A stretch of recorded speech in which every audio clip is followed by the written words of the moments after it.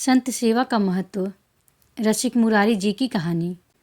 गुरु की सेवा में अपने जीवन को समर्पित करना अत्यंत कठिन है। रसिक मुरारी जी ने अपने गुरुदेव से पूछा, हरि कैसे प्रसन्न होते हैं।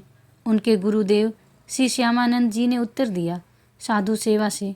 यदि साधु सेवा नियम, दैन्यता और भाव से की जाए तो भगवान स्वयं संतों की जीवा से प्रसाद पाते हैं।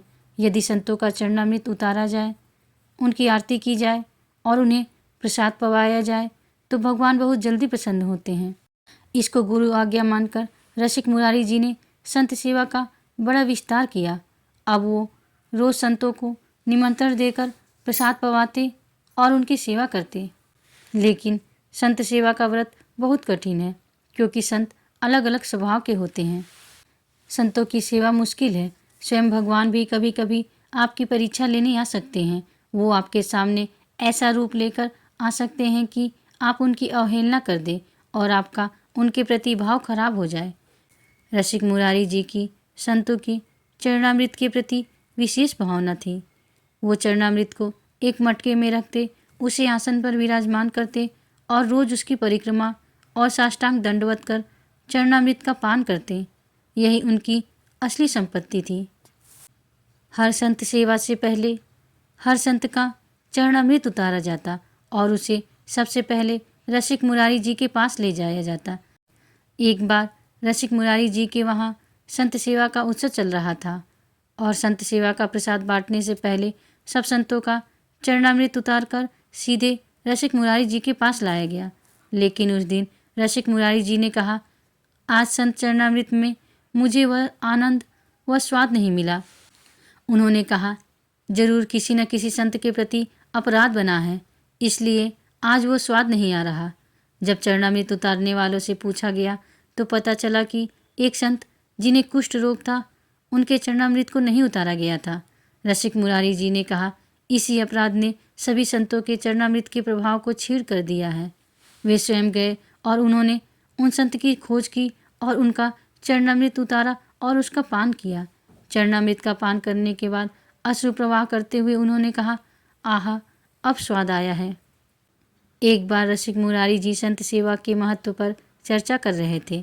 इतने में बाहर संत सेवा में हल्ला मचने लगा। एक संत 2 पत्तल मांग रहे थे, जिस बात पर विवाद हुआ। जब रसिक मुरारी जी बाहर देखने गए तो उन संत ने पत्तल में परोसा हुआ प्रसाद रसिक मुरारी जी के मुंह पर फेंक दिया।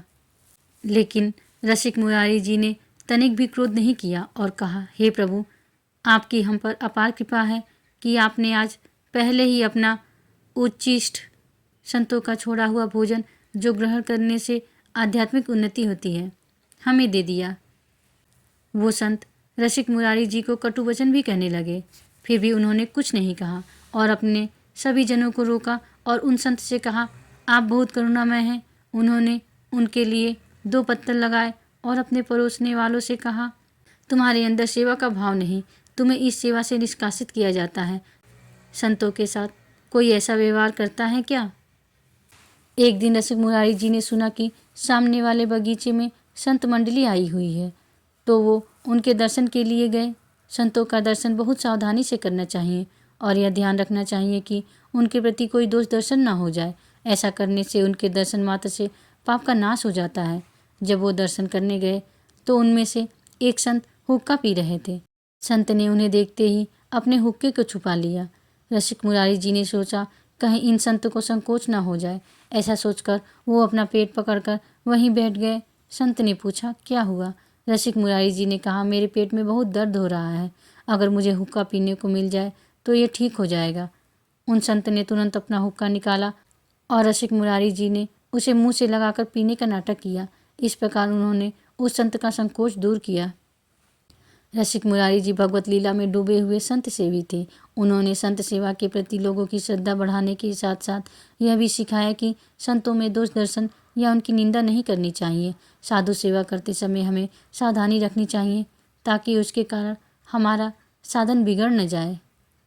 संत सेवा में जिसकी प्रबल निष्ठा होती है वो कभी उनमें दोष दर्शन नहीं करता, और संतों में दोष दर्शन न हो ऐसा मुश्किल है, क्योंकि उनके व्यवहार दुनिया से विलग होते हैं।